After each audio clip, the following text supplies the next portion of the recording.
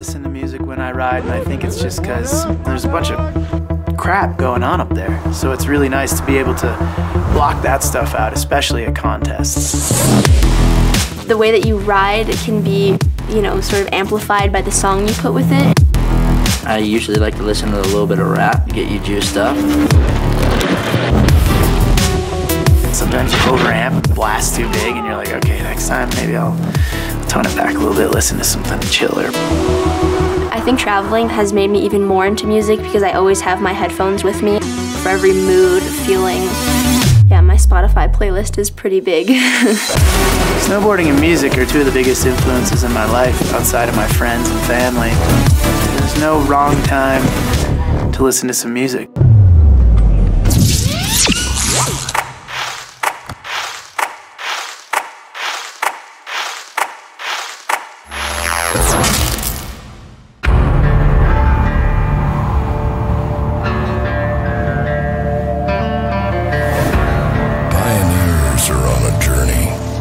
Most just cannot begin to understand. The path is off the map, uncharted and undone, where only the strong endure. The test is internal. The test is vital. The test is a quest for something new and meaningful.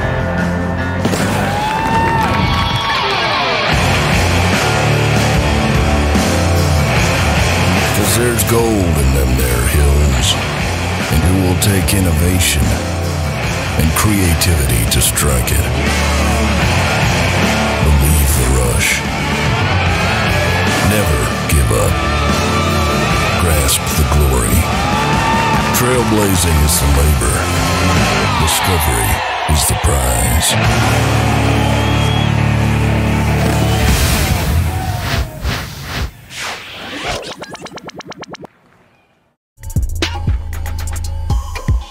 Just another beautiful day in the Rocky Mountains, the 11th year of the Dew Tour, and Breckenridge, like peanut butter and jelly, they go together so well on a picture-perfect day as you get a good look at the Modified Super Pipe. Just coming up in a matter of moments, it'll be the Women's Ski Modified Super Pipe presented by Toyota.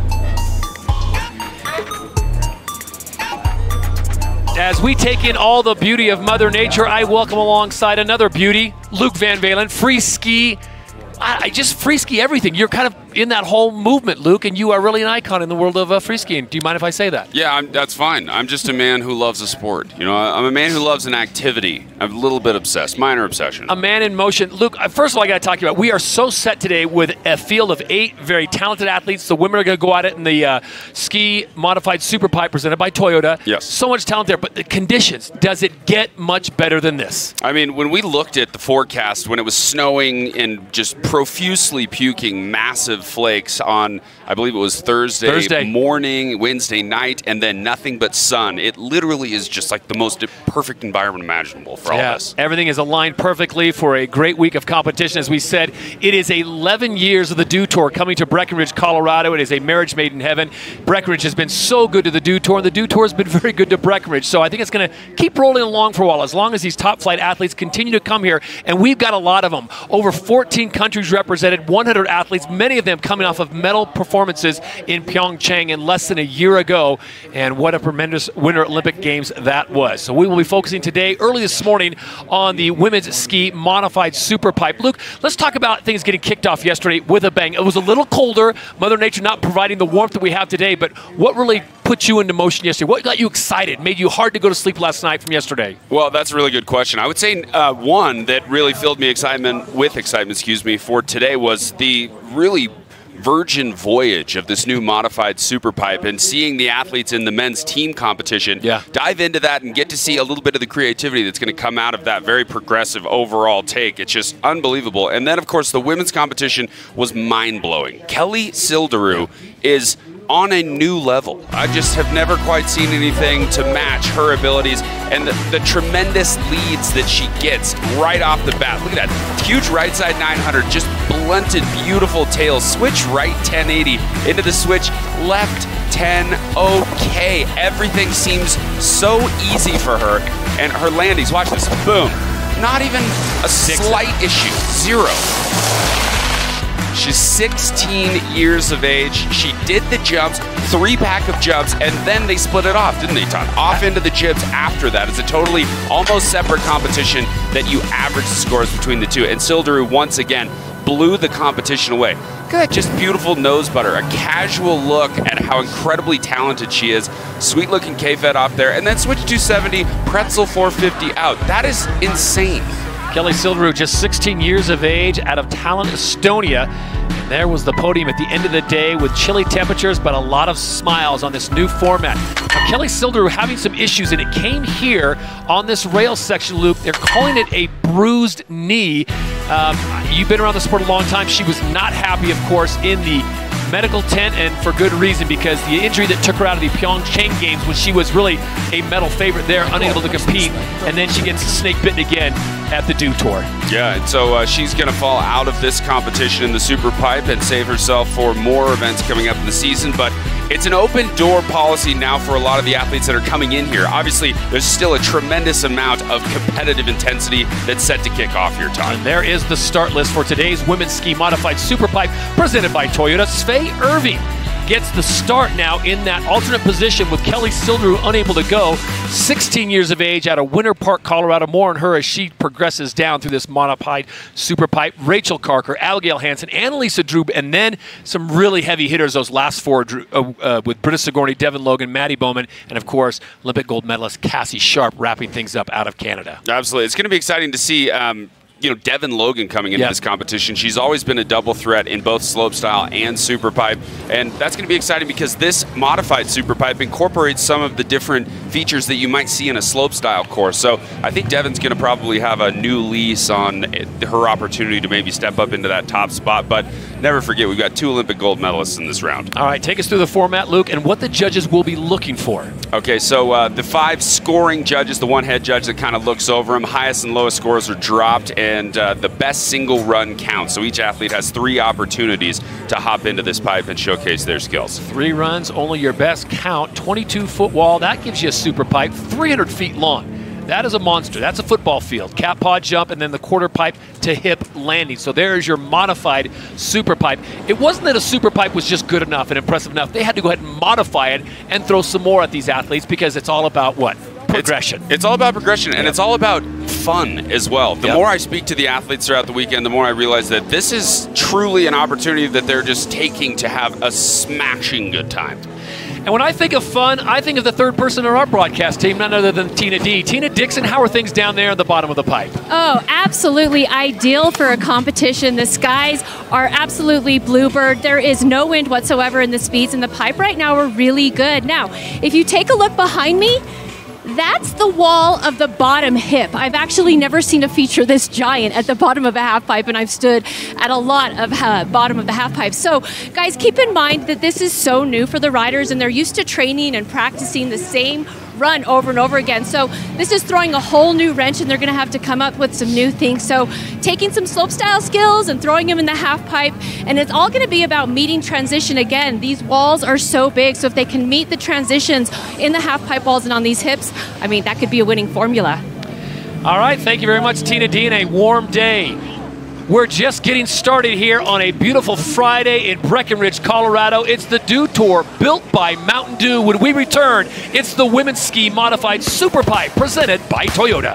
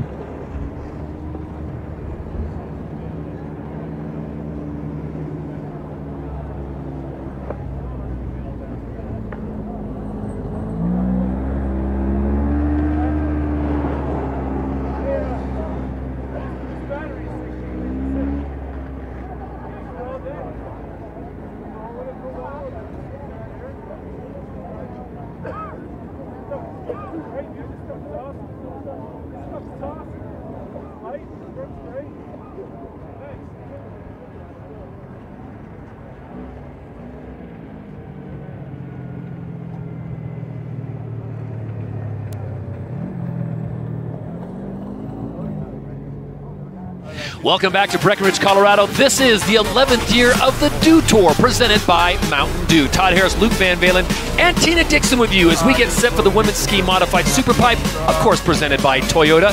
Picture perfect day, blue skies, temperatures are already warming up. Luke, much warmer than yesterday, and I've noticed one thing throughout my years of covering these sports: when the athletes are happy and the conditions are good, you see great things. That's a fact. I don't really have to add anything at all to that statement. That's just the way it goes. You can see there's no wind throwing you off in the air. You can really relax into your boots and just do the thing that you've been training to do. Well, these athletes have been training all summer and fall long, and now it is go time. This is the second major event, and really, the Dew Tour is in a class all by itself. Last week was the warm-up, the appetizer down the road at Copper Mountain, and now they get ready for the big show. It is the 11th year of the Dew Tour. There is the start list. Remember, it's 3 runs, but only your best run counts, so there's a lot of strategy. Do you come out and lay down something simple early and clean and put a good score on the board, or do you get the pipes, the legs, the poles, everything warmed up, and then let it all hang out for run number 3? There you see the edifice that is the Modified Superpipe here in Breckenridge, and we are set to go. A youth will lead the way. 16-year-old Faye Irving out of Winter Park, Colorado gets the nod. And if you're just joining us, Kelly Silderud injured yesterday, unable to go today, so young Miss Irving will get the shot to shine here. The first run of the day here in Breckenridge, Colorado. Luke, you got to be a VIP to be dropping in first in Breckenridge and get the fresh stuff, and she's getting that honor here. And to come out from an athlete perspective as an alternate and dive straight into the finals is pretty much unheard of. Oftentimes you'll have to work your way through like a qualifying round or something of that nature, but Svea just dropping right into the finals. She's just got to get it in gear and maybe has experienced a little more relaxation in the run-up to this event, so that can contribute positively in some cases. Switch down the pipe 720, a little bit hung out, and not quite any indication of a grab on that particular trick. Remember, judges are looking for amplitude, progression, you know, the things that really get you to the podium are execution, landings, of course, and coming out on that tombstone to cat's paw. She swung hard on the spin and landed a little bit sideways. Lost both shoes on that particular deal. She has a modified yard sail in her first run. Remember, she gets 2 more runs and only the best score counts. So for the 16-year-old Luke, she will go back up, figure out what went wrong here. But you see the lines. There are so many. This is a blank canvas, so to speak, for these athletes to do really whatever they want. They've taken the super pipe and modified it, and now it is just a thing of beauty. It really is, and a little bit of struggles up in that particular run on the front end, just spinning like a top in the switch 720, getting that around. And right here, of course, the first look at Mr. T. That's an alley-oop 360, so she turns her body uphill first when performing that spin. Drops down into the pipe. Now, this is just a classic super pipe right here. The athletes have about 3 hits to incorporate those big tricks, which they've been training for in your traditional super pipe action. So she comes in down to the bottom, and now things change. You got to fly out of that half pipe and into a regular park feature style landing. So she needed to transition, her body right there, but she does not get to that straight up and down position to be able to come into the plane of that well-manicured landing. So she comes up a little short there. The bindings do exactly what they're intended to do. Too much torque on there, and they release. She slides away. So Svea Irving, the 16-year-old out of Winter Park, will get 2 more cracks at this modified super pipe, looking for a top score. As we head back to the top of this thing of beauty, Rachel Carker set to drop in. She's 21 years of age, out of Erin, Ontario. You wonder where Erin is? Well, it's about 57 miles northwest of Toronto. She's had no Olympic experience, so to speak. So Copper last week, Luke, was her first FIS competition of the season. And here she is now in the big show at the Dew Tour.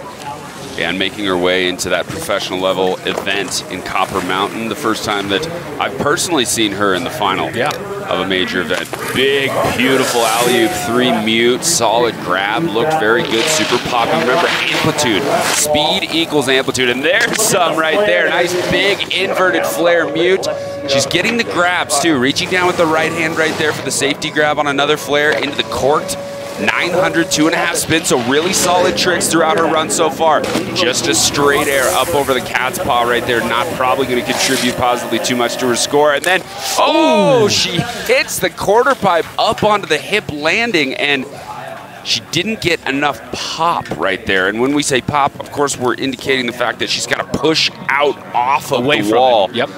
To get back into the landing, and she hits the top, the coping, and that is a very icy, very firm environment for her to be landing upon. So let's remind everyone at home, though, Luke, that it is 3 runs, only the best score counts. As we take a look at this first offering from Canadian Rachel Carker. Oh, just a beautiful 360 mute grab right there. It's kind of a 270 if you're a stickler for physics, but we'll call it a 3. Nice mute, made famous by Johnny Mosley. And right here, big, beautiful backflip 180 mute grab. Excellent execution overall, and then into the right side version of that trick. Right flare with the safety grab, and then big corked 7 right here. Looked so good in the air, but just not quite the pop that she needed. You can see she drifted onto the top of the coping. That's a painful place to land. So the young Canadian will take a 26.67 with her back to the top with 2 more cracks at this modified super pipe.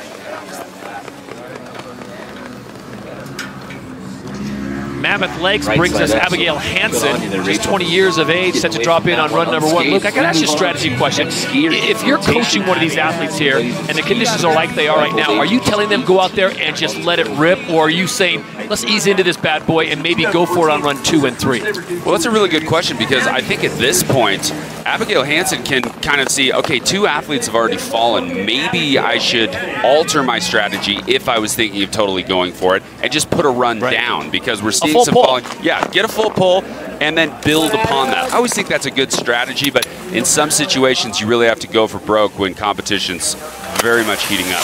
And we've heard this before, the judges take a little time to warm up too, so maybe this is a situation where Abigail Hansen, the judges, they're jonesing to put some good ink down, and they have been mired so far with a 23 and a 26 from Irving and Carker, so this becomes the 3rd athlete to come down, looking, as we said, for that full pull top to bottom. That's right. 720 up top, back-to-back 5s, and then the switch 3 down below. She's got to get something right here. Just a 180 popping up and over, and Abigail Hansen from Mammoth Lakes. Now, if you've ever skied Mammoth, you know that in order to get to the pipe, you actually have to ski through the park. So she should have some of those skills that can help on the slope-style side. Full pull right there. Maybe she just wanted to get one to her feet. Locked everything down in that half pipe, that 300-foot section of vert. And alley-oop 360 safety grab. You can see her hand right underneath, grabbing the bottom of the ski on her right side. And very, very well done. She can add a little bit more there. She loves the switch hits in the half pipe, so maybe a 540 up top in order to set herself up for those switch bits of activity in the 300 feet of vert. And there's a look up the belly of the beast. You see Mr. T at the very top, Luke. I mean, obviously it's a modified super pipe, but having that Mr. T feature early on kind of sets the tone. So if you're an athlete, what do you do there? How do you express yourself, and what is the thought process of, wow, what am I going to do on this very first hit before I even enter the pipe? You know, I think that that's a huge point, because any athlete will tell you the first trick that you do, say the first feature in your slopestyle course is a rail. If you nail that rail, it's going to set the tone for you mentally and physically coming into the rest of your run. So it's a super important opportunity, but it's also kind of like, you know, if you're going to roll the dice and do a really big trick, there's a chance you could fall and spoil the whole thing. So you really got to work that balance in there. 58.67 was the score for Abigail Hansen as we take a look at Annalisa Drew. Name should be very familiar to you if you've been following the sport at all. She has been around it for a long time, the 25-year-old out of Andover, Mass. 2-time Olympian, placed 9th in 2014, just missed the podium in Pyeongchang, finishing in 4th. She comes from a large family in Andover, just north of Boston. Oh, beautiful. Alley flat spin 540 right there. That's definitely the biggest trick we've seen so far on the Mr. T feature. Nice. Spinning like a top, as she is wont to do. Consistency with those big spins, and needing a little bit more pop coming up out. You can hear how firm that snow is now coming into the tombstone. Corked 720, locks it down. Great trick so far. for Annalisa Drew. Down into this bottom section, just a big straight air to finish things out, but a lot of hefty activity and difficult tricks packed into that run. Well, for 13 years, Annalisa Drew was a competitive figure skater. She said, I just really like jumping and spinning around. Well, she showed that here. She certainly has the air awareness, Luke. When she gets in the air, she did get hung up on some coping a few times on the rails, but she was able to veteran ski out of it and survive. She turns her body up toward the top of the hill to start that trick off, reaches down for the safety grab, touched it just for a minute, we'll give it to her. Down into this run here, the right side 900, 2.5 spins, a little bit backseat, but then tees up another 900 and watch this, boom, right foot lands on top of the coping, but she holds onto it. This was a beautiful vaulted exit out of the pipe onto the cat's paw. Nicely executed, left side 720. No grab in there, and her 9s were missing grabs, but she put some big tricks to her feet. Annalisa Drew, a 45, which really surprises me. I thought that was the best run we'd seen so far, but maybe the judges know what Annalisa Drew is capable of, and they expect much more from her. So she will take that 45. That will more than likely be her throwaway score. As we take a look now at Britta Sigourney. And wow, what a resume for this young lady. Britta Sigourney's been around the game for a while, and she is just 28 years of age from Carmel, California, originally 2018 Olympic bronze medalist in Pyeongchang, finishing 6th in Sochi. Yeah, Britta. Attended the University of California, Davis on a water polo scholarship, but she quit after a few months to focus on the ski. So she went from the liquid variety to the frozen variety, and I'm thinking she made the wise choice. Absolutely, she's won this event twice in the past. It's been a little bit since we've seen her on the top of the podium at Dew Tour, but perhaps now is the time. Huge laid out backflip. A little bit backseat on that landing, but holds on to it down and into the pipe, her bread and butter. Big straight air to kick things off. And there's a left side 900. Good trick. We'll see a lot of those throughout the day. Common to see the 900 teed up and knocked down. And she is probably, and you know, a little bit unhappy maybe with the landing on that backflip up top is kind of the suspicion that I have in mind, because she did a straight air on the first hit. Annalisa Drew did a straight air down at the bottom and received a low score. So judges are probably wanting to see tricks on every feature in this course. So Britta Sigourney will use that as a warm-up training run. Her score will probably not crack that of Abigail Hansen's 58.67, which is relatively pedestrian. Luke, I got to bring this point up because these athletes are so impressive. Look at this start, but it's not just about the aerials, spinning left and right. And we've had this conversation many a time. It's like if you're right-handed, riding with your left hand. Your natural way of spinning and your unnatural. Totally. You have to basically completely relearn all the tricks that you know in one direction in the other way. And it's very challenging. It's frustrating because your mind knows it maybe to the left, but learning it to the right is this whole different experience. And so the athletes that can make them look very well have done that through arduous training and trampoline time, and then trying it on snow, and being able to spin in both directions is not an easy thing. And we can see Britta Sigourney here opting just to spin to the left on her 2 tricks in the pipe. So her score, a 31.33. Again, 3 runs, only best score counts. And then there were 3, the final 3 to take their first run of 3. This is Devin Logan, 25 years of age, originally from Oceanside, New York. Not necessarily a big free ski mecca, but she has made the trek out west, now residing in the lovely confines of Park City, Utah. The 2012 Dew Tour champion, 2014 Olympic silver medalist in slopestyle. So she is very talented, can compete in both pipe and slope. And D-Lo usually has a tune in her head when she's skiing. Alley-oop 360 right there. And Devin Logan, as I mentioned earlier in the show, she's a slopestyle and superpipe athlete. So something like this, a more creative, modified superpipe, definitely could play to her interests and abilities. Nice big flare into the 540 Japan, well done. She's gonna get 4 hits, so right side 540, we just talked about that. Very important to be spinning both directions. And a little straight air right there, not quite having the speed to capitalize on the opportunity in the cat's paw, and then an alley-oop down below. Pops a little 180 to finish things off. And Devin Logan, not quite the intensity or that aggression that we've seen from her in her runs, but the tricks she did perform were very smooth. But let's be honest, the 58.67, if she gets a 58.68, Luke, she goes into the lead. And that's definitely something that's within the realm of opportunity based on this run. So locks in the Japan grab right there. That left side 540, very smooth into the right side 5. So she's got that left and right combination. Super solid grab on that first left side 5. Didn't quite have the speed right there, just kicked out a little shifty, and then down at the bottom, just kept it very mellow. Safety grab on that alley-oop. She pops it around to 3 right there. Maybe wanted a 3 at some point, but we'll see what she does in the next run. So Devin Logan waiting for a score. There you see the current standings thus far, as we mentioned. Relatively pedestrian for the talent that we have here in the final. A 58.67 leads the way. That's Abigail Hansen, the youngster out of Mammoth Lakes, California, just 20 years of age. And we're looking for a full pole with intensity, Luke. It's really going to be passing the eye test. You're going to know the leading run when you see it. Yeah. Devin Logan may slide into there, but it's probably not going to be the best run of her day. It's a 55.33. So she comes up short. D'Lo will go into second place for the time being. Had the switch 540, back-to-back switch 5. So Abigail. Final 2 competitors, and they are very good.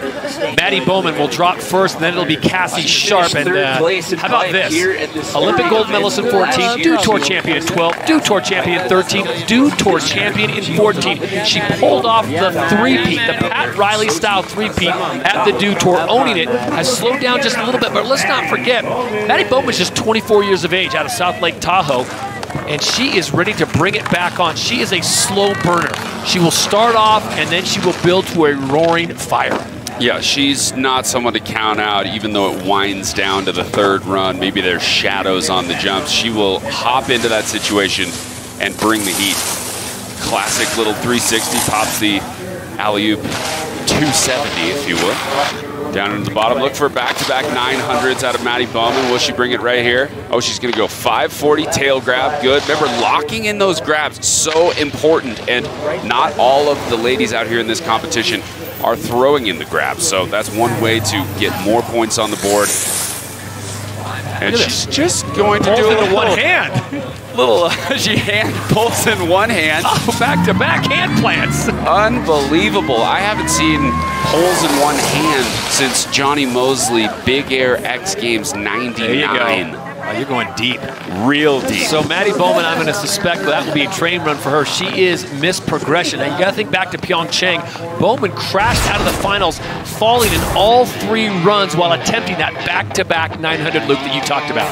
That's right, and boom, there's the nice little left side 540 lead tail. Reaches back with that left hand, looking for it. Missed the grab there. Looked like she had initially knocked it down, but this time around did not quite get it. High safety, that is a lockdown. Grab that ski for sure. And then in this tombstone to cat's paw, another straighter. I gotta tell you, Todd, that is such a huge place within this feature, this overall course, to garner a lot of points, and not being utilized right there, particularly by Maddie Bowman. She's going for the back-to-back alley-oop hand plants, but this time, unfortunately, not quite getting the second.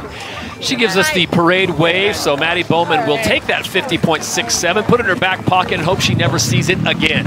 As we take a look at the beautiful modified Super Pipe presented by Toyota, what a thing of beauty.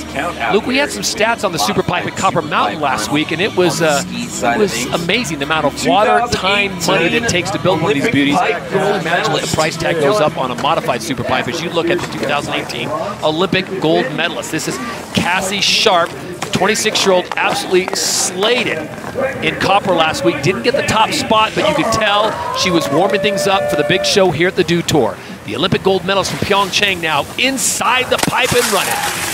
Great big laid out backflip, beautifully done, and this Olympic gold medalist is coming in hot. She wants to get back on top of that podium. Nice looking left side 900, super inverted.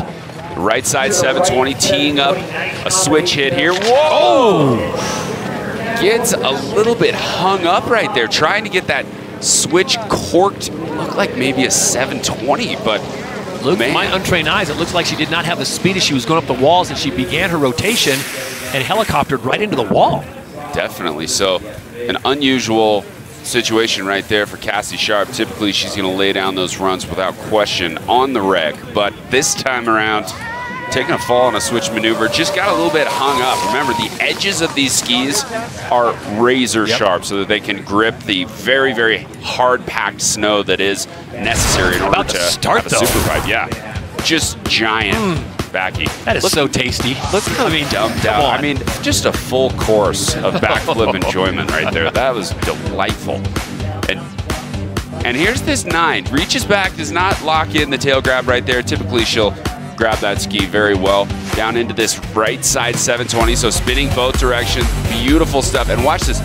The tip of her right ski is what we're going to want to check out right there, because that hung up and kept her on the snow for longer than she had anticipated. Watch the edge of that right ski. Oh, yeah. Just hangs up and totally holds her and keeps her out of the axis of desirability there. What could have been so much worse as Cassie Sharp, the Olympic gold medalist from Comox, British Columbia, slides down. Double good news for her. The best news is she's okay. She's able to ski away, heading back to the top of the modified superpipe. The other good news is she has 2 more runs to put it all down. So after 1 run in the women's competition, it is Abigail Hansen leading the way with a 58.67, Devin Logan in second, and Maddie Bowman sitting in third. So only 3 women dipping into the 50s, something I never thought I would say in this final, but that's the way it goes. The good news is, as we said, 3 runs. Luke, I get the feeling like the sun and the weather here, they're just warming up. They ought to be, yeah. I mean, I don't remember the last time that I've seen a full field of 8 athletes and them not break into the 60s on run number 1. So, very consistent thing. But look at it. I mean, the sun is just coming up. The trees are throwing a huge shadow over the entirety of the half pipe. Once things maybe open up a little bit more and that giant ball of light gets a little bit higher in the sky, I think that we might be able to see the course and the general approach feel a little bit better. And I'm just hearing that Cassie Sharp told Artina Dixon that she didn't tighten her boots enough on that first run. So the good news for her, she'll get those locked in, and she has 2 more runs to go for the Olympic gold medalist from Pyeongchang. Out of Canada, Cassie Sharp.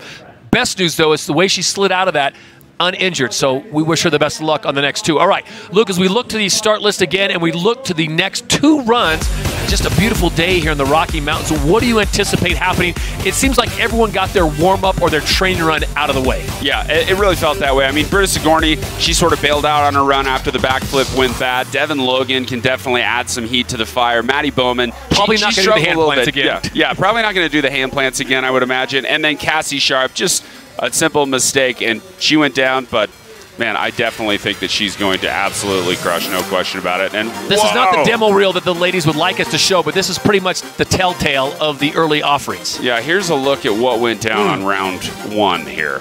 This is just an advertisement for a bottle of Advil. I mean, look at this. This really is just...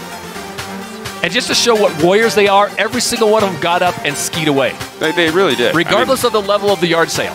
Right, that situation where you hit the top of the coping and then roll down that hard pack is rough, to say the least. So they are back for their second go at this beautiful modified superpipe, which is presented by Toyota. It'll be Svea Irving out of Winter Park, Colorado, the 16-year-old. The first crack at it. She'd love to throw away that 23.33. Knows what to expect now, Luke. I think the goal for her probably is a full pull with a little more amplitude and then really go at it on run 3. Definitely. And I think she could benefit from lining up that 720 that she had on the tombstone out to the cat's paw landing. I really feel like she's one of the only people that's really utilizing the opportunity to garner some points in that zone. Nice left 360, locks in the Japan grab. There's the down the pipe 3, teeing up the switch 720. Oh, and again for the second run, both skis come ejected. Looks like she came down tail heavy on the coping right there, and those toe pieces released. You can see that the heel piece of her binding is still engaged. The tip of it is still popped up, so her toe piece is released, and typically that'll happen if you're super heavy on your tails and just really splints and forces your skis downwards. But it does take a major amount of torque, Luke, for this to happen. So let's look at it again. Where did things go wrong? So she just didn't quite get the pop that she needed. She's going to land tail heavy, and boom, both skis. And you know, I don't know that that was an equipment malfunction at all. That looks like she could potentially tighten the bindings a little bit more. But overall, very nice takeoff. Switch 540 comes around. Here's the 7 as she enters her tips back into the pipe. And watch this right ski. Boom. Bam. Yeah. Just immediately pops off. No question whatsoever. She's got those bindings on fairly loose. And Luke, for the folks at home that are new to skiing, it is designed to do that, to save her knees. That's right, because if you can imagine the leverage that a ski has on your knee from the tip and tail, you want that torque to not even be a part of the equation. You want that to be off and done with the second that you crash. So Miss Irving will have to look to the third and final run, hoping for a full pole. The 14.67 now becomes her throwaway score.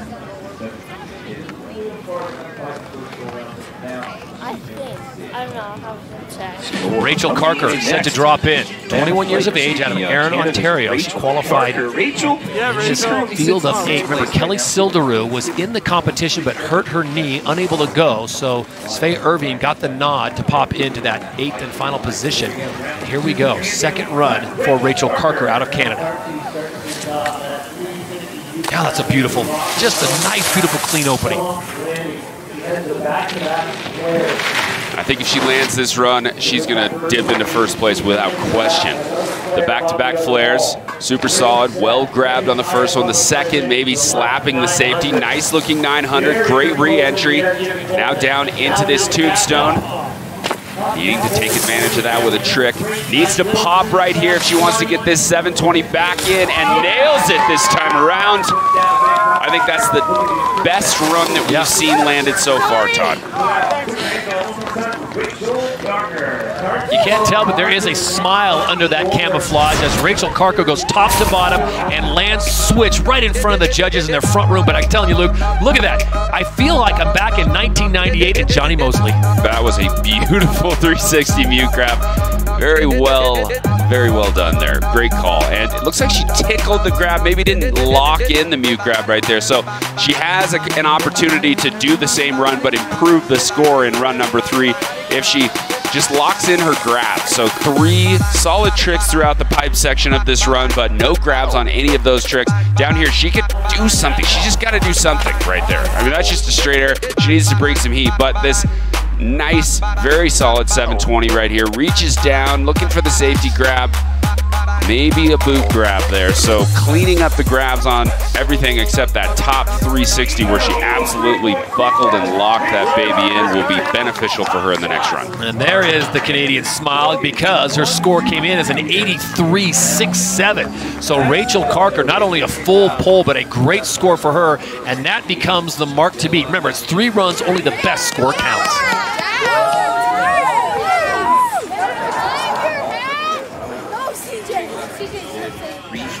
So now you wonder if the momentum that Rachel Carker just contributed to, 83.67, is going to start filtering down to the rest of the athletes. Abigail Hansen would like to think that is true. She's sitting on a 58.67, and she would love to jump on top with an 83.68, which would give her the lead. There you see the difference between Rachel Carker's score and the rest of the field.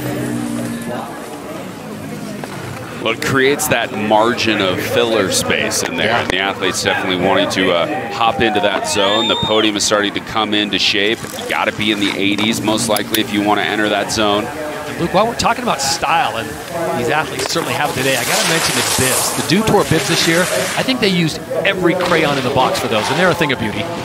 They truly are. Well played. Nice looking 720 right there. She had the lead coming out of first runs. Looking to improve here. Switch down the pipe, 540, getting 4 hits, similar to Devin Logan. There's the switch 3. Something right here would be beneficial. Just goes for the mute grab.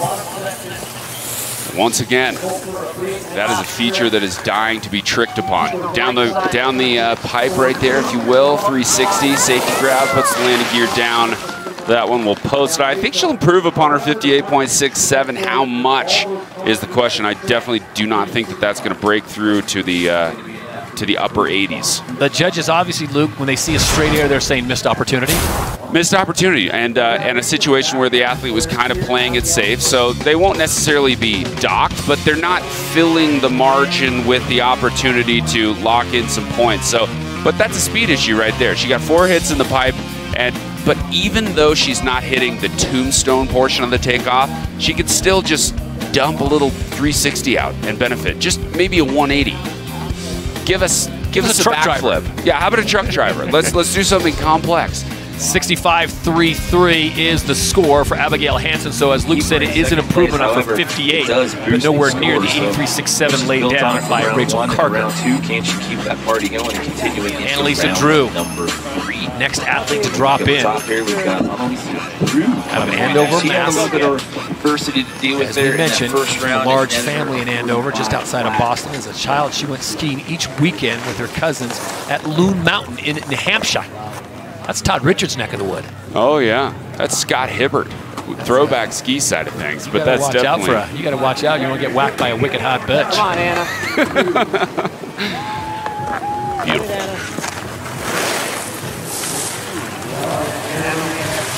Here comes Annalisa Drew, definitely the toughest trick that we're seeing up top. She does revert out of that, so the judges don't like to see reverts. She lands backwards. She needs to carry into the next feature backwards. Big right side 900 right there for Anna. There's no mistaking. She was going for that one. Binding, stay in, then she decides to, maybe it wasn't all the way in, Luke. She kicks that thing out and is going to reset it. Yeah, classic indication of a semi-pop. And so she just kicks it out and imagine when you fly out of a 22-foot half pipe and 900 rotation, you want to make sure you're fully locked. Yeah, there's no question about that. Here's the alley-oop flat spin 540. If you want to call that a 450, you would not be wrong. And then she comes around. That's the revert I was talking about. She lands switch. She should probably think about going switch into the next hit, but a revert's not really a bad choice if you're going to go right into a right side 900. So partial kick off of that left ski, and if we get another look at it, watch her left foot really clacking the coping right there with the tail of the ski. So maybe a shift in the equipment right there. Throwaway run nonetheless. So hopefully Annalisa Drew will be able to lock everything together on her third and final. So Annalisa Drew's 10 becomes her new throwaway score. She has to sit on that 45. Not something she wants to do as we take a look at Britta Sigourney, who will be the next to drop in. Young lady in Carmel, California. So currently sitting in 6th place. She had a 31 point. You know where her name comes from? The tap water? No, that would be the filter. No, it was inspired by a Swedish painter, and one of his children's name was Britta. Swedish painter. So there you go. As Much Rachel cooler. Carker leads the way, much cooler than a filter. Yeah. Rachel Carker leads the way with an 83.67. Remember the format, 3 runs, only the best score counts. There's this backflip. Sends it a little softer this time. Well played. That's going to set the tone for the rest of her run. Sigourney coming into her first wall. Nice looking straighter, very clean. Here's the cork 900. Oh, such great execution in the air, but she does touch the hip to the snow. That will be counted against her as a fall. So Luke, I'm thinking that right now you get yourself a clean run, maybe back off on the intensity or the difficulty, and you're going to get yourself somewhere in the 80s, and right now that's podium. That's podium worthy. So, and Britta, I think, was teed up to make that happen. Great big backflip. She had the cork 900, and that right side 720 on the very bottom portion of this run is something that's going to score really well additionally. So kind of just sucks the knees in, lets it hang over. Beautiful, kind of mogul style backy right there. Beautiful execution. Right into a straight air there. Then right here, she's going to put the pedal to the floor. Big corked 9. She gets the landing gear back in, but man, just a little too upright and drops the hip to the snow. Alley-ooping, she rides everything out. Down into this tombstone. Once again, that's a huge opportunity and just at least a complicated grab of some kind. And the right side 720, that's going to score very well, especially when matched with the big 900 up in the half pipe. So Britta Sigourney not doing it this time around, but whispers of what's to come that could potentially set the judges on task. And I'm sure she's whispering some words we can't put on broadcast TV because her score right now is a 49. And that is her best score so far. Not normally what we hear from Britta Sigourney. So we're down to the final 3 of the second run. And of course, Devin Logan singing and dancing as she gets ready for her second offering. 2014 Olympic silver medalist in slopestyle. And Luke, you brought up a great point. She's one of the few athletes that does double duty in both half pipe and slopestyle. With this being the modified super pipe, she's kind of got a little bit of both worlds for her. So you would think this would favor her just sans rails. Indeed, and with run number 1, she seemed a little bit laid back. She just needs to really get in there, harness some of that competitive intensity, lock in her grabs, and get the tricks that she needs to throw down. Nice looking flare right there. Does she have the grab on this 540? Reaching down for the Japan, locking it in. Good stuff on the left side 5, into the right side 5, grabbed additionally. Oh yes, there's a 540 transferring up and out, now coming in backwards to this bottom section. And Logan doing it right. Beautiful switch, alley-oop 540 right there. That's the Devin Logan we know and love. The first run wasn't necessary. I think you were right. It was a practice run. And the only thing I was saying, I'm no judge, obviously, but the penultimate trick she had there when she went 540, as you pointed out, she had to revert a little bit around. Probably didn't get the whole 540 in the grocery bag. Yeah. Maybe more like a 495. Okay. But nonetheless, full pull and a thing of beauty. And I think the cleanliness of it all will vault her into a podium position. Definitely. And her grabs. I mean, reaching down right there for the safety grab on the outside of that ski. Nice big 360. And one thing that you're probably getting tired of me saying is these athletes need to be tricking on that cat's paw feature. The tombstone coming out of the half pipe. And Devin Logan was... she didn't back up from it at all. Maybe she didn't have the same amplitude as some of the other athletes, but she was definitely very, very close to their amplitude and in excess of maybe even half to 3/4 of the field. So she really put it all together in this run. Nice big left side 540. Japan reaches down with her right hand behind her right leg, grabs the left ski, and then she mirrors that trick. And this is what I'm talking about. Spinning the 540 out. Landing switch, coming in switch, not reverting at all into this switch alley-oop 5. Reaches down, sans grab, but does put that to her feet. I mean, I would not be surprised at all if we had a new leader. Well, it's definitely going to be an improvement on her 55.33, which is her first score, and the judges see it as a 71. Oh, interesting. So the judges not feeling quite the same love for D-Lo as Luke Van Valen is. A 71, though, does put her currently into second place. I loved it. Boy, what a day to come out and watch the Dew Tour. As we mentioned, it's 11th year of existence here at Breckenridge, Colorado. Match made in heaven on a picture-perfect day. As we take a look at the current standings, Rachel Carker continues to lead her second run in 83.67, and that has been it so far. The temperatures are warming up, the scores not so much, but I have a feeling the third and final runs may just do the trick. As we go back to the action with 2 more athletes to go here in run 2 of 3. This is, of course, the Women's Ski Modified Super Pipe Final presented by Toyota. There is Maddie Bowman, ready to go. We'll see if she drops the hand plants that she put in there on the first run. Have a little fun with a 50.67. So the 2014 Olympic gold medalist, 2-time Olympian, finishing 11th in Pyeongchang. Remember, she had her issues in the final in Pyeongchang. Luke in the final. We were there, we called it, but it was all about her pushing progression because she was trying to land the back-to-back 900s and just couldn't do it, and she kept going for it. And I remember you saying, if she just backs off on this, she'll probably be in the top 5 or 3. And she was like, nope, I'm going for it all, and she didn't get it. But much respect. And kind of a zoot sort of rocket grab coming off of that 360 up top. That's older parlance, of course, for a straight-legged reach down safety style grab. And coming down into this section, little bit of heat still to be desired perhaps from Maddie Bowman. Whoa, nice air in and opting to hit it like a hip there. And strikes a pose. Yes, indeed. Yeah, an interesting run right there. Once again, some of those straight airs that she's incorporating, maybe the judges are liking it. Rachel Carker with a straight air out on the cat's paw where Devin Logan threw a 540, and I might stand corrected. Perhaps they just want to see a smooth overall undertaking. And reaching down, not quite locking in the rocket style grab, rocket safety, straight legged. Is that a one-handed truck driver? It's kind of like a one-handed truck driver. And yeah, I mean, I guess you could call it, it's just a high safety of sorts. But, you know, back in the day, way in the beginning, Freeze Magazine put out an ad and they said, here's what all the grabs are called. And one of them was a rocket. And that's most similar to what she, whether or not we so still you're call it harkening a back to the old template. I'm going way back, buddy, way back.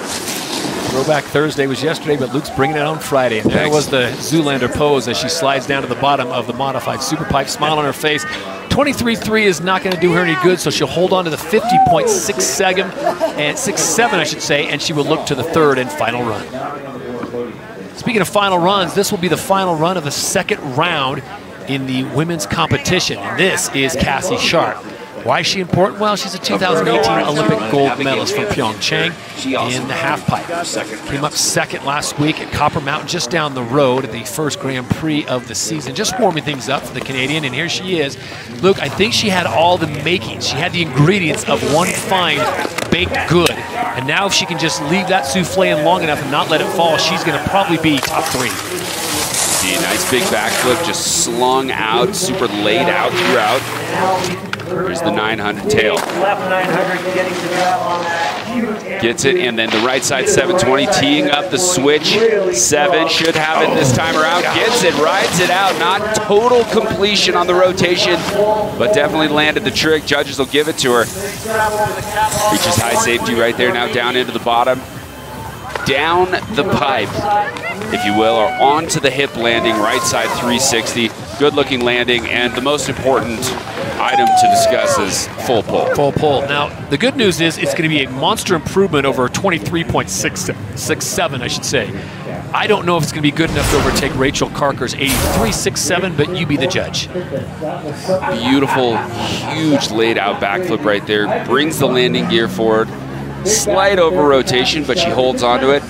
Look for the grab right on the tip of the tail. Gorgeous grab on that left side 900. Here's the right side 7. Locks down the landing right there, and not a ton of speed, but she still gets the switch cork 7 around. And then she's just going to slide up and move down into that lower section. Look how low she is. Look at her head.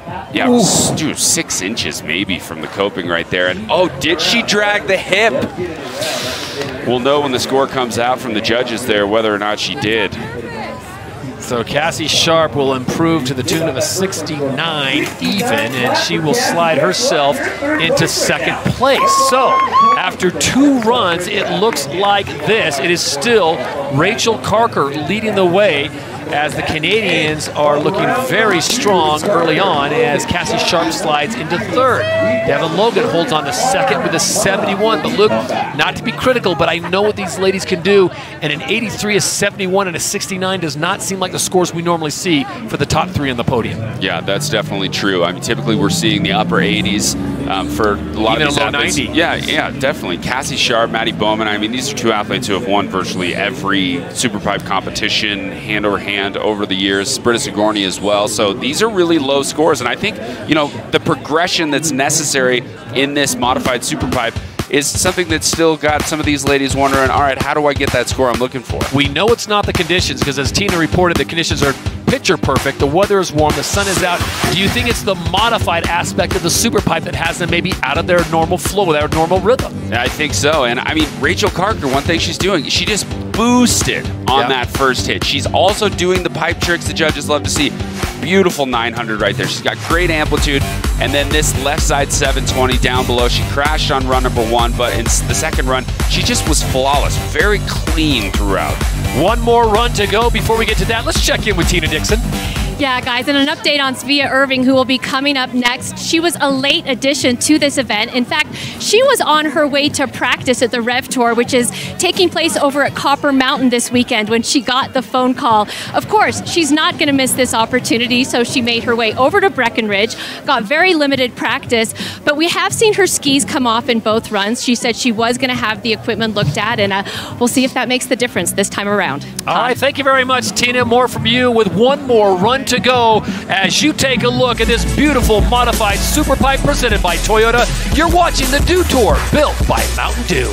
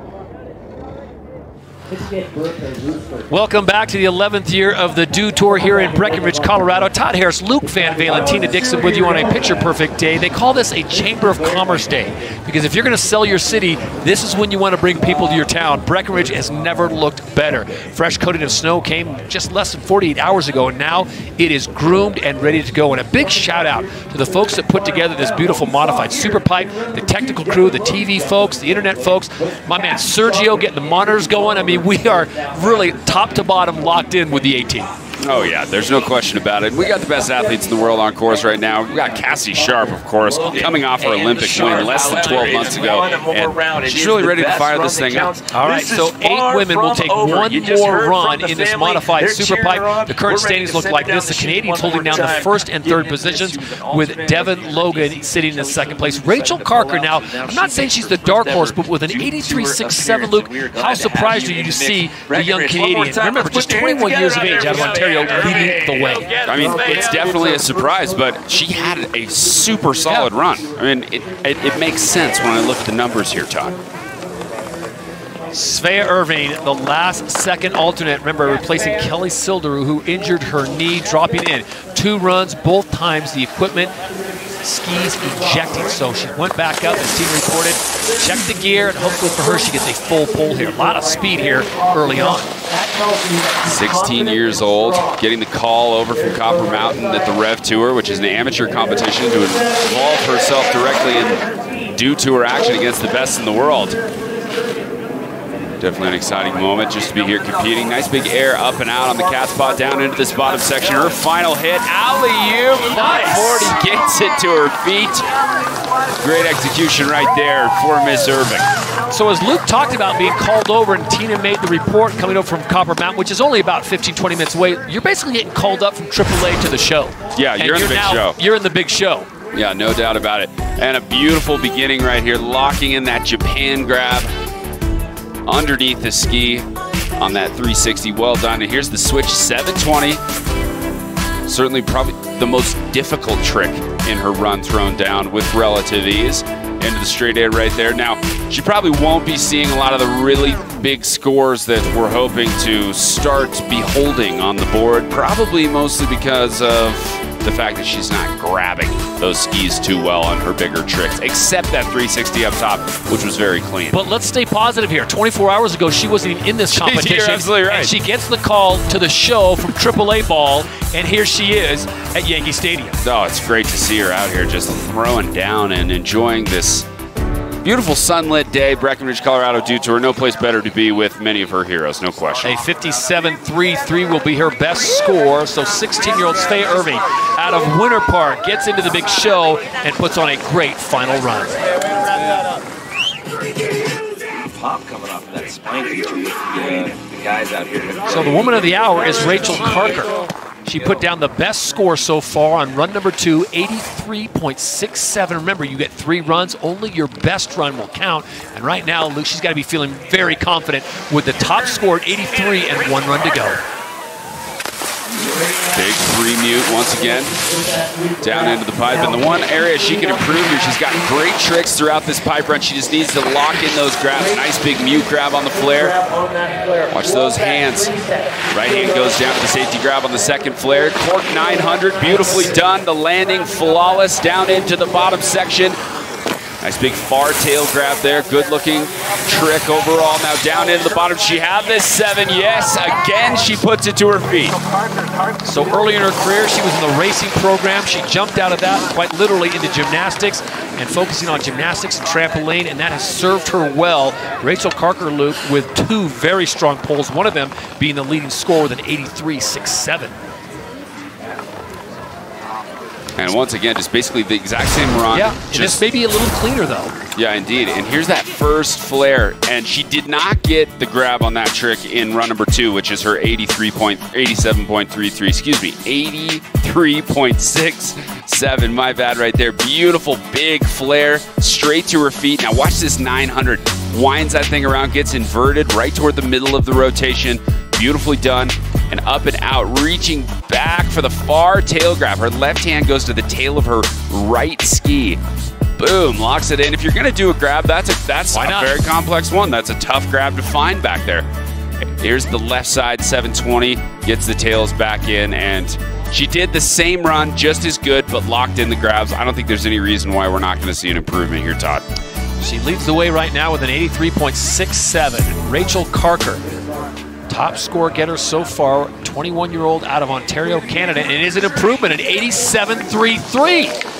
Wow. So, wow, Rachel Carker, well done. Now her day is done, and she can sit in the hot seat and see what the rest of the field can do. 6 left to go here in the third. 6 competitors now will try and swing for the fences, or in this case, swing for 87.33. That is the mark to beat. And it'll be Abigail Hansen out of Mammoth Lakes, California, that'll get the first opportunity to try and take Rachel Carker off that top spot.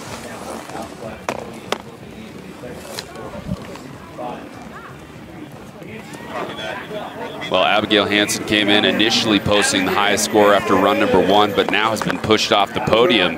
Cassie Sharp in third, Devin in second, and Rachel Carker distancing herself well beyond 16 points beyond that second place spot. So we'll see how these athletes handle this sensory overload that is the modified super pipe here in Breckenridge.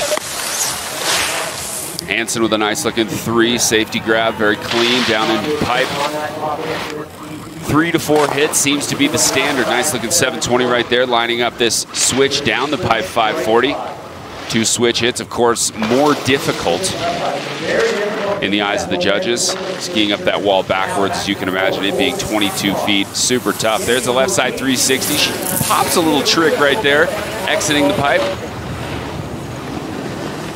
And down the pipe from pipe wall to hip landing, right side 3, landing gears down, full pull. Solid stuff, Abigail Hansen. I think that's probably better than her highest score right now, which is the 65.33. But I just don't see that popping into the 80s. It could overtake Cassie Sharp, whose score right now at 69 is not massive. But I think at the very least, Abigail will improve there. Nice 720 right there, locking in the safety grab throughout the entirety of that rotation, down into the bottom, midsection, excuse me, of that half pipe.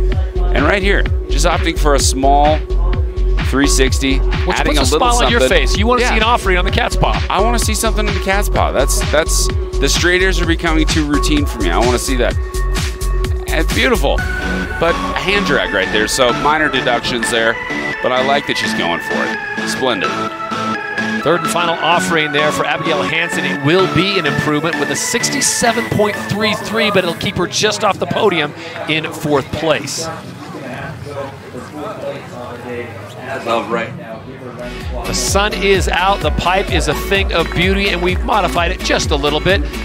New entry, new exit, as well as that super pipe sitting in the middle. Still the 22-foot walls you've come accustomed to when you come to Breckenridge and the Dew Tour, now in its 11th year. Annalisa Drew will be the next athlete to drop in. There you see the current standings. Rachel Carker of Canada has the top score with an 87.33. Kelly Sildaroo, who did qualify for the final, injured her knee. We wish her the best for a speedy recovery.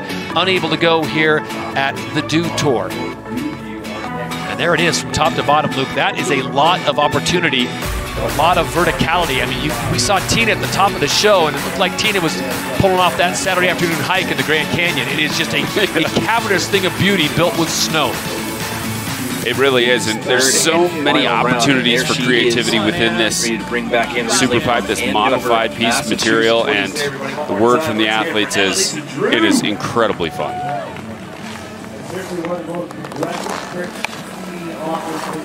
So the 2-time Olympian Annalisa Drew, placing 9th in 2014 in Sochi, finishing just off the podium in Pyeongchang in 4th place. Here she is on her last run, Annalisa Drew of the USA. Beautiful rodeo 540 right there. Nicely done. The biggest trick in terms of difficulty that we've seen from any of the athletes on Mr. T, that feature up top. And no, goes down on the right side, 9 again. Man, Annalisa, one of my favorite athletes to watch because you never know what she's going to do. She's got so many tricks. She can spin 10s in the pipe. She can do 1260s in the half pipe. She doesn't have the same ceiling that you might see in typical half pipe opportunities, and she crushes it. It's a shame to see her go down that right side 9. Her teammate Maddie Bowman says of Annalisa Drew, quote, "She is fearless." Unfortunately for her, that back-to-back 10s will not help her cause she'll have to sit on the 45. Luke, look at the amplitude. Where did this go wrong? Well, she just didn't pop quite enough. You can see right when her right leg comes down, she contacts the coping. She's not back in the half pipe. So it's all the pop right there. A little too much absorption, not enough push out away from that wall in order to re-enter the half pipe. There's probably about 6 to 7 vertical feet, so you would think she'd come right back in, but the athletes have to give that a slight nudge off of the wall in order to re-enter. You saw her skis just carve a big divot out of the wall right into the cameraman's front room. As we move back to the top of the pipe, Britta Sigourney now set to drop in. Britta Sigourney definitely one that has the abilities to drop an 87.34. That's the score she would need to take the lead. So the young lady out of Carmel, California, 2018 Olympic bronze medalist, dropping it. One more time. Britta Sigourney. Britta tucking around the backflip right there. A little bit less speed than she had formerly.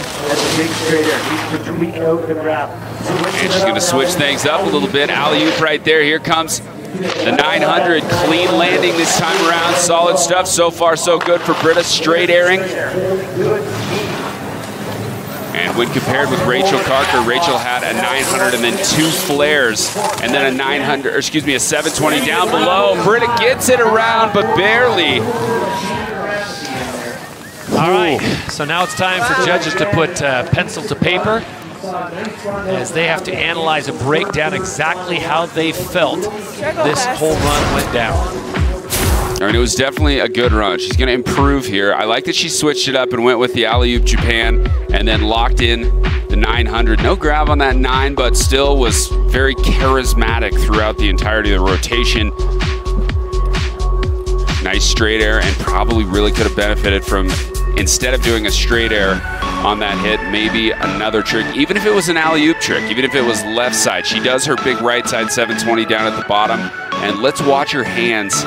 She gets the grab, but does she touch the snow there? Yeah. Yes. Hand drag with that right hand, so deductions on the landing there and in the overall execution of that doozy. And if Eagle Eye Luke Van Valen's seen it, the judges are definitely seeing it as well. Yes. Unfortunately for her, that hand drag will probably cost her a few points. Remember, the mark to beat, 87.33, and Britta Sigourney's score coming in now, it'll be an improvement, but not enough to get her onto the podium. A 68.33 for Britta.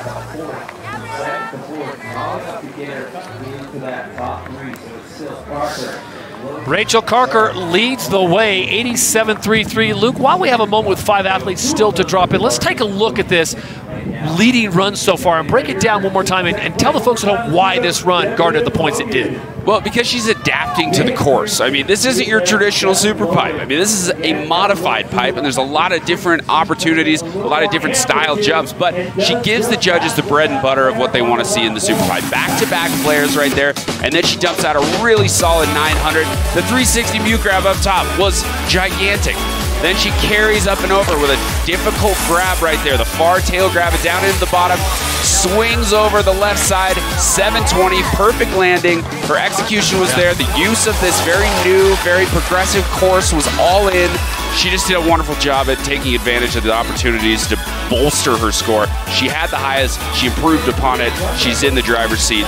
She's just got to wait to see Cassie Sharp, Devin Logan, and of course, Maddie Bowman. There you are. What happened there? And they are down to the final 3. I stand corrected. Just 3 more athletes taking a swing at Rachel Carker's score of 87.33. It'll be Devin Logan, the first up to have a crack at it. Now, Devin Logan certainly has the skills for an 87.33. The question is, Luke, with this modified super pipe, can she put it all together? 2014 Olympic silver medalist in slopestyle is on course. Well, if she wants to pick up an additional 16 points and change, she really needs to do something big here. She's got to really throw down. There's a nice big straight air right there. Now we got to talk about Carker's run. Carker had a great big flare, huge amplitude. Devin Logan with a nice 5 right there. Here's the right side 540. So one thing she's got there that Rachel Carker did not was a big right side trick. Then out of the pipe, she swings the 5. But in her desires to stomp that, nothing but despair. Dare I say she was bitten by the cat paw, because she came out and the ski ejected. It was a stylish little exit from the super pipe, but unable to ride it out. Well, Todd, I don't want to be that guy, but you can't be bitten by a paw. You can be mauled by a paw. Or scratched. You can be scratched. But the paw is connected to the rest of the cat, which would bite you. Right, yes. See where I'm going with that? The paw itself I stretched it a bit. I recognize that I stretched it a bit. Is the thing. Okay. Sure. Thanks for keeping me honest. Yeah, you betcha. Nice looking right side flare right there from D-Load. Puts it down. The back-to-back 540s were absolutely sensational. Reaches down for the Japan grab. Locks it in. She's so good at incorporating grabs into all her tricks.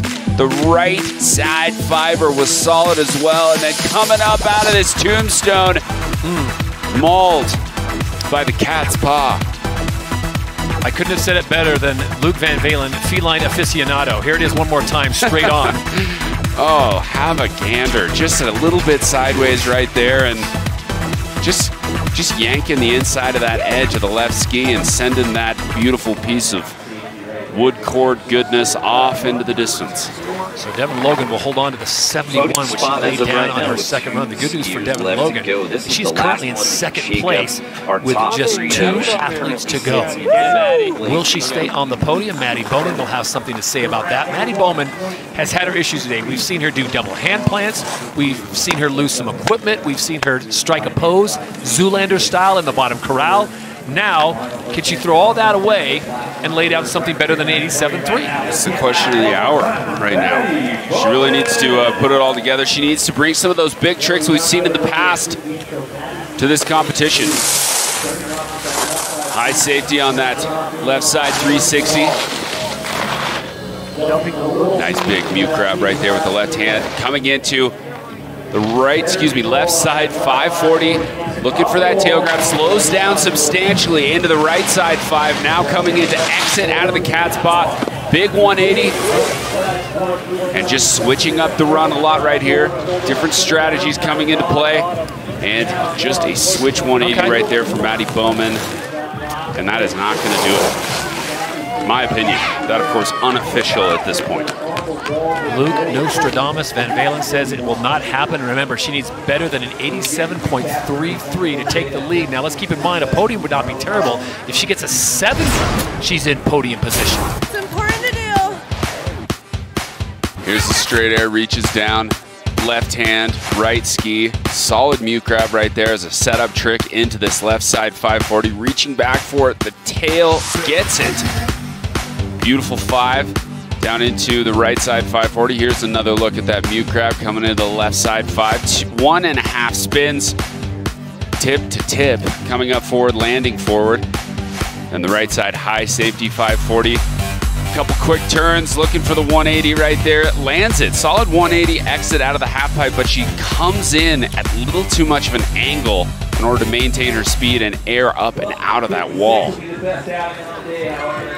Still smiles on the face of Maddie Bowman, the Olympic gold medalist from the Sochi Games. Unfortunately, Breckenridge is not her day-to-day. The 11th running of the Dew Tour here is not coming to Maddie Bowman. She'll have to hold on. That's 56, which is not getting on the podium. All right, Luke Van Valen, it all comes down to this. The final athlete to drop in, it'll be Cassie Sharp, the Olympic gold medalist, the reigning champion in the half pipe from Pyeongchang. She's got 1 run to make it all right. She needs an 87.34 to take the lead and the win. Lays out a great big backflip. Rachel Parker probably takes the points there. Beautiful 900. I would say Cassie, if we're going head-to-head, takes the first 2 hits right there. Very well done. Great big flare, locks in the tail. So Cassie probably looking a little bit better on the action in the pipe compared directly with our current leader. Nice big high safety grab right there. Needs something big down here into the bottom. Down the pipe, 360. Ooh. Not really the most difficult thing and not huge on the amplitude front. Had she done that trick, humongous, it would have been big, but man, she definitely crushed it in that 300 feet of traditional half pipe. No question about it. The backflip up top and then the 360 down below. It's going to be difficult for her to overcome the likes of Rachel Parker, who was really consistently solid throughout. Looking for the tail grab on that left side 900, missing that. Come here, girlfriend. But great amplitude. Back-to-back 9, so super difficult combinations being utilized in the half pipe right there. But man, you really got to just take that and put it head to head. I think that probably maybe could have beat Rachel Carker's first run, but this time around, I mean, Carker had a beautiful big 720 on that bottom feature. So will it be Canada on Canada crime, and where will Cassie Sharp jump to if she does indeed move up? She does move up, 84.67, but not enough to overtake fellow countrywoman Rachel Carker. So the most polite people in the world, the Canadians, take the top 2 spots at the Dew Tour. It is Rachel Carker winning it, and Cassie Sharp in second, Devin Logan holding on for third. Tina Dixon is down with 2 very happy Canadians. Oh yeah, I mean, what a special moment down here to have the Olympic gold medalist. Also congratulate Rachel. First of all, Cassie, I'm going to talk to you because that third run, that's what it took. So what did you tell yourself at the top? Man, this young gun here, she's just giving us a run for our money. I just knew I had to match something that she was doing. That switch cork stab wasn't working out for me today, so I just figured go with what I know and bring it back to my basics and just try to put one down clean. Yeah, fantastic third run. And Rachel, get over here. Congratulations. Your second Dew Tour, it was 12th last year. Your first win. How much does this mean? Oh, it means so much. I really didn't have very many expectations coming into today. I just wanted to land a run, try and put something together. It's a new course. It was super hard to figure out, so I'm just super happy that I could put one down, and this is pretty unbelievable. You know, you beat someone like Cassie Sharp, an Olympic gold medalist, Maddie Bowman. You actually had to sit and wait and watch to see if your score held up. What were those moments like? They were, you know what, I just really wanted them to do well. I wanted them to land a run. I really wanted Cassie to land a run. I'm super happy we get to share a podium, and like, I just look up to them, so the fact that I can match up is just a really big deal to me. Fantastic performance today. Congratulations. Thank you. Okay, Todd. Thank you very much, Tina. Rachel Carker, 21 years of age, comes to the Dew Tour and absolutely slays the Ski Modified Super Pipe presented by Toyota with an 87.33. Cassie Sharp finishing in second with that 84.67, and American Devin Logan will finish on the podium with a 71. Near perfect conditions. It took them a little while to warm up. You see those first run scores, a little pedestrian, but run 3, they really started to fire on all cylinders. But it was Rachel Carker's third and final run that did the trick. 87.33. What a performance for that youngster. 84.67 again from Cassie Sharp, the reigning Olympic gold medalist, and Devin Logan finishing in third place by way of a 71. So Luke, we heard the ladies talk about it. It took them a while to get adjusted to the modified super pipe with everything that was thrown at them. Yeah, there's no question about it. And you can see those that adapted well. Devin Logan did so well. Super consistent throughout the day in that third place position. Cassie Sharp decided just to make it happen in that third and final run. Go with what she knows. Drop that switch cork 7. But Carker just lacing the huge 360 Mew crab right there, and then down into the half pipe. She brought those elements the judges want to see. Great amplitude, big grabs, massive tricks, back-to-back mirrored action. The left side 900, beautiful landing right there. She comes up and out of this cat's paw far tail grab right there. Tough trick to lock in. Comes up, and this was a beauty. She struggled with it on run number 1, but on the third and final, that laced left side 720 was gloriously executed. Folks, get to know Erin, Ontario, and that's where Rachel Carker is from, 57 miles northwest of Toronto. And she comes to the Rocky Mountains of Colorado to get the victory. Congratulations to Rachel Carker as she picks up the win in the Women's Ski Modified Super Pipe presented by Toyota.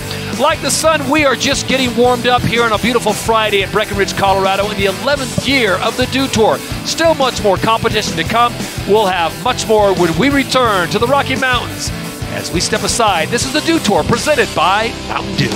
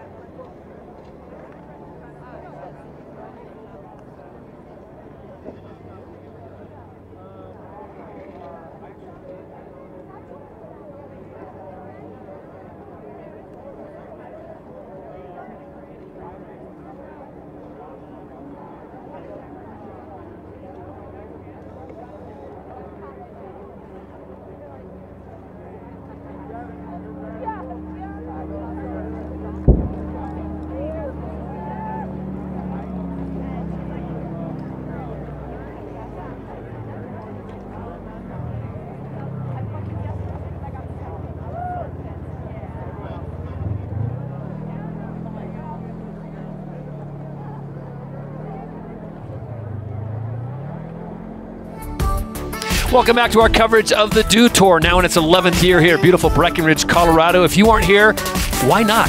Get here. The weather is perfect. It is scheduled to be perfect. Mother Nature giving us the goods all the way through Sunday, and some of the best athletes in the world have descended on this mecca of free skiing and snowboarding. It is just a place to be this time of year. Pre-Christmas, you got to be at the Dew Tour. You really do. I mean, it's gorgeous. It's like that classic winter wonderland. There's snow on the trees. You ski through the woods. It's one of those glorious environments, whether you know, you're interested in snow or not, you can really enjoy it. You can stay inside by the fire and have a hot cup of cocoa and look out on this delightfulness. You read my mind. As you take a look at both the slopestyle course and the modified super pipe, which we just saw Rachel Carker slay with an 87 plus to get the victory for the women. Cassie Sharp finishing in second. American Devin Logan finishing in third on the podium. Look, it took a while for them to get warmed up, and they said in the interview to Tina Dixon, you know, there was just so much thrown at us. We're used to a super pipe or a slopestyle course. We kind of got a little bit of both, minus the rails. Now have at it.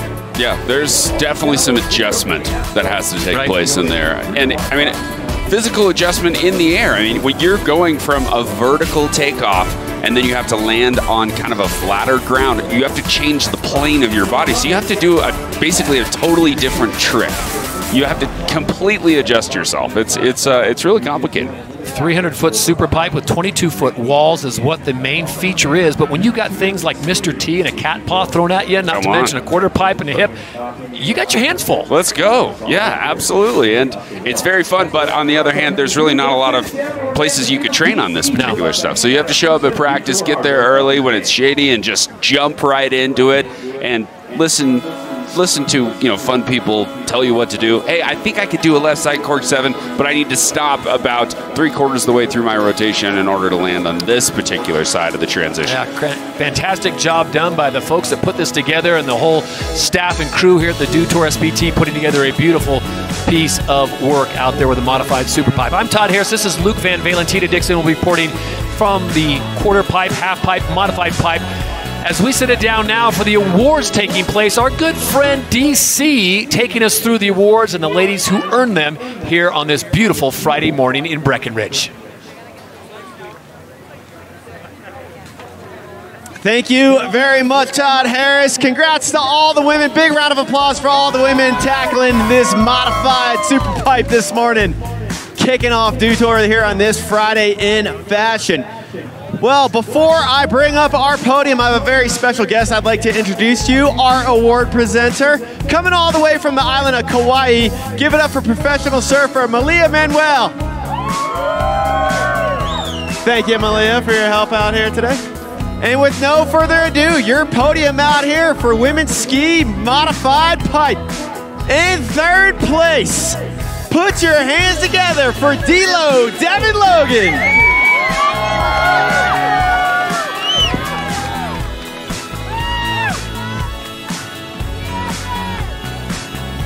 One more time, let's hear for your third place finisher, Devin Logan.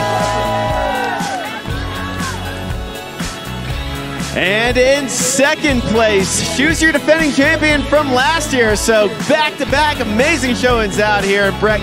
Let's hear it for Cassie Sharp.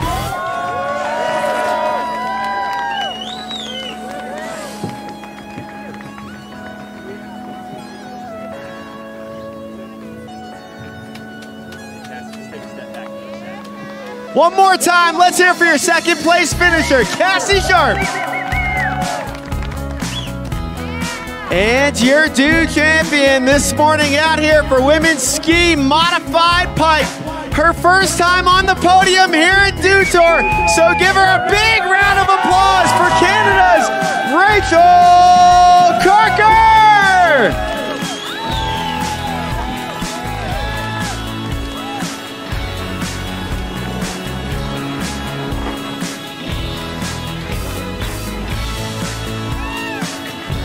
One more time, let's hear it for your champion, Rachel Carker, and your podium out here for women's ski modified pipe.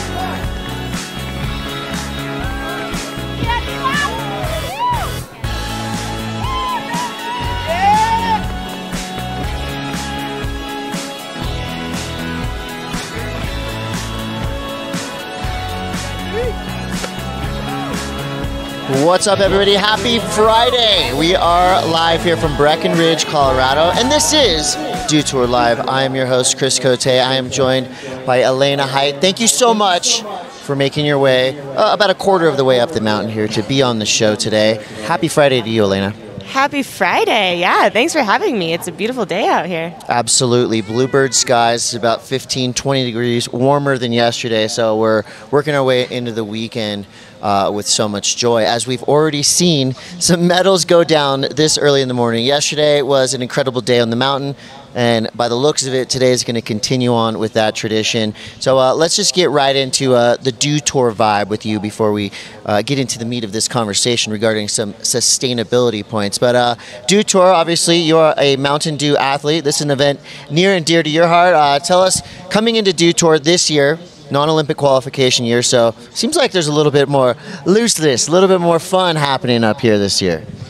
Yeah, for sure. I am not competing this year. I am here rooting everyone on, and it's definitely really cool to see the vibe with the modified half pipe, especially people really having fun. Yeah, so I have actually been spending my time in doing the mountains. Cool stuff like that. Yeah, I've been competing for 15 years, and I'm just transitioning into riding big mountains and focusing on filming, and it's been a really cool transition, and so psyched to be here on the other side of things, and you know, making my way back out into the mountains soon. Yeah, so you've actually been involved in a couple of really cool projects, not only riding for fun and, you know, getting wild way out of the realm of normalcy, but the backcountry has been your friend throughout this season. So tell us about some of your backcountry adventures you've been on already.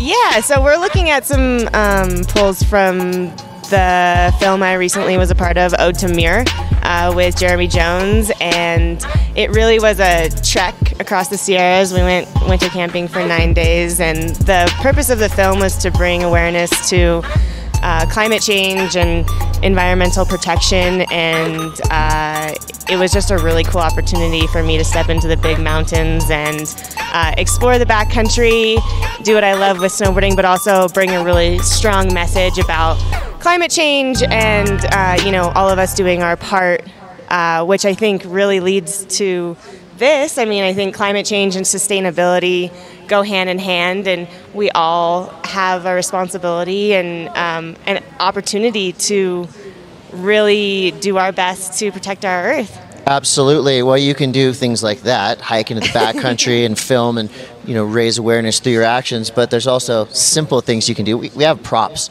We have props, Lane. You brought some props. Yes. Look, we have things like this. This is from Breckenridge right here. That's a reusable water bottle. This is one thing that is so simple and so easy, and I never see you without your reusable water bottle. Yeah, you know, plastic water bottles, a lot of